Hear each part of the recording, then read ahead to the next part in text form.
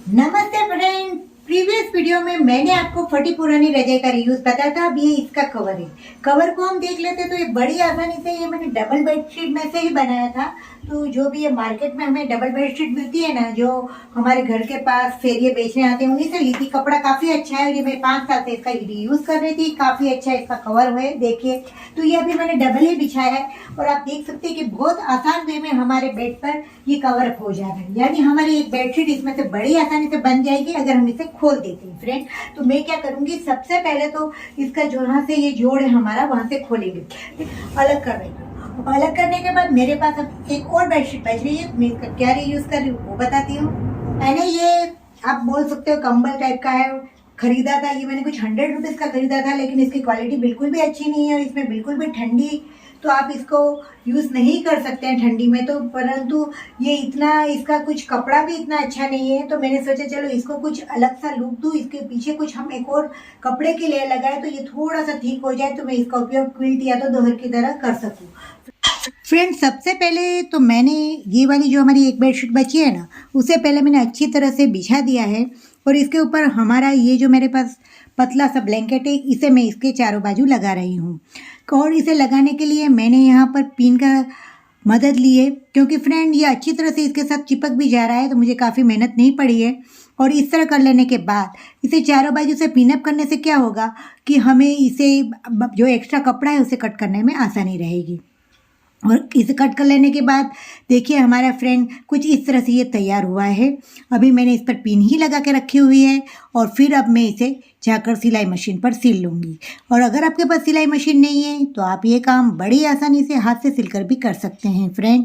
तो इस तरह से आप अपने पास जो भी रजाई के कवर है, पर्दे हैं, इन सब का बहुत ही अच्छी तरह से बार बार रीयूज़ कर सकते हैं। अगर कपड़ा अच्छा है तो इनका हमें बार बार रीयूज़ करना ही चाहिए और इस तरह से अपने घर को बिल्कुल नया सा लुक आप दे सकते हैं फ्रेंड। इस तरह से मैंने इसे सिल लिया है।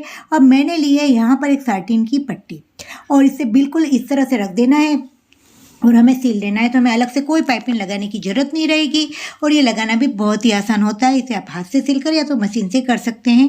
और फ्रेंड, इस तरह से हमने इसे तैयार कर लिया। तो देखा फ्रेंड, हमारी बेडशीट और हमारी इसके साथ बहुत ही अच्छा प्यारा सा दोहर हमारे बेड का तैयार हो गया है। तो फ्रेंड, है ना बहुत ही आसान और कितना प्यारा सा हमने इसका रीयूज़ कर लिया है। कोई बोल भी नहीं सकता ये पुराने सी हमारे जो रजाई का कवर है। और अब बचा हुआ ये जो कपड़ा है, इसका मैं क्या कर रही हूँ वो आइडिया भी आपके साथ आज शेयर कर देती हूँ फ्रेंड। क्या है कि ये कपड़ा कुछ इतना बचा हुआ है और इसके साथ मैंने यहाँ पर ये जो राइस बोरी आती है ना, इसको लिया है, लेकिन मैंने इसे डबल रखा है जिससे इसमें थोड़ा थिकनेस ज़्यादा रहे। तो इस तरह से हमें लेना है और इसके नाप में मैं आपको बता देती हूँ। तो मैंने यहाँ पर एक इस पीस को लिया है, ये 31 इंच और इसकी चौड़ाई जो है वो 23 इंच है। तो इस तरह के एक पीस को मैंने इस तरह से पीछे राइस बैग लगाकर कंप्लीट कर लिया है और इसे चारों बाजू से सिलकर कंप्लीट किया है। दूसरा एक पीस लिया है जिसकी लंबाई 43 इंच है और इसकी चौड़ाई 11 इंच है और इसे भी मैंने इसी तरह से राइस बैग लगाकर कंप्लीट किया है। आप यहाँ पर फॉर्म शीट का भी यूज़ कर सकते हैं। अब मैंने ये जो बड़ा वाला पीस है ना, उसके ऊपर से 2 इंच पर इस तरह से निशानी कर रही हूँ और इस निशानी पर हमें इसे कट कर देना है। और अब यहाँ पर हम अपनी जीपर को एंटर करेंगे। तो ये काम बहुत आसान रहेगा फ्रेंड, इस तरह से अगर हम करते हैं तो। और इस तरह से मैंने चेन को ले लिया है। इसे इस तरह से इस पर उल्टा रखकर हमें सिलाई कर लेनी है और जब हम इस तरह से सिलाई कर ले, बाद में हम इसे पलट कर इस पर टॉप स्टिच कर लेंगे।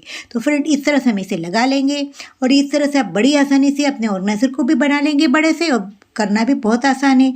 अब हमें दूसरा पीस लेना है, इसे इस तरह से उल्टा रखना है, जो हमने छोटा पीस कट किया है ना 2 इंच का वो, और इसको भी सील कर हम इसी तरह से टॉप स्टिच लगा लेंगे। अब हमारा जो ये बड़ा वाला पीस है, इसे मैंने बीच में से मिडल इसका पॉइंट निकाला है और इस पीस का भी हमें मिडल पॉइंट निकालना है और फिर इन्हें हमें आपस में जोड़ देना है फ्रेंड। तो इस तरह से ये ऑर्गेनाइजर बड़ी आसानी से बन जाता है। बिगिनर भी इसे बड़ी आसानी से बना सकते हैं और इसमें आप ढेरों कपड़ों को स्टोर करके रख सकते हैं फ्रेंड। कुछ ही दिनों में मैं अपने नए घर में शिफ्ट होने वाली हूँ। ये मेरा रेंट का घर है, तो मैं अब जब नए घर में जाऊँगी तो वहाँ फर्नीचर बनने में थोड़ा ज़्यादा समय लगेगा। तो मैंने सोचा कुछ इस तरह के ऑर्गेनाइजर मैं तैयार कर लूँ जिसमें मैं अपने जो वस्तुएं हैं उनको बहुत अच्छी तरह से ऑर्गेनाइज करके रख सकूं। तो फ्रेंड, कुछ इस तरह से हमने सिलने के बाद हमें इसके जो दोनों भाग है जो बच गए हैं, इसे कुछ इस तरह से रखकर हमें सिल लेना है। तो फ्रेंड, बहुत आसान वे में हम इस तरह से बिल्कुल सिंपल ही सिलते जाना है। अब ये जो वाला भाग है इसे उठाना और इधर रखना है और हमें यहाँ पर सिलना है। बहुत आसान वे में ये ऑर्गेनाइज़र बन भी जाता है। तो आप ऐसे ढेरों ऑर्गेनाइज़र बना के अपने घर में रख भी सकते हैं और इसमें ढेरों चीज़ों को आप ऑर्गेनाइज करके रख सकते हैं। तो फ्रेंड देखिए, इधर से हमने इसे सिल लिया, लेकिन इसके साथ ही फ्रेंड एक ट्रेजेडी हो गई मेरे साथ कि मेरा मशीन ख़राब हो गया और अब मुझे आधा ऑर्गेनाइज़र जो है वो मैंने इस तरह से सिलकर तैयार किया है। तो फ्रेंड अगर आप सोच रहे हैं कि इस ऑर्गेनाइज़र को हम मशीन से सिलकर ही बना सकते हैं तो बिल्कुल भूल जाइए। इसे आप हाथ से सिलकर भी बड़ी आसानी से तैयार कर सकते हैं।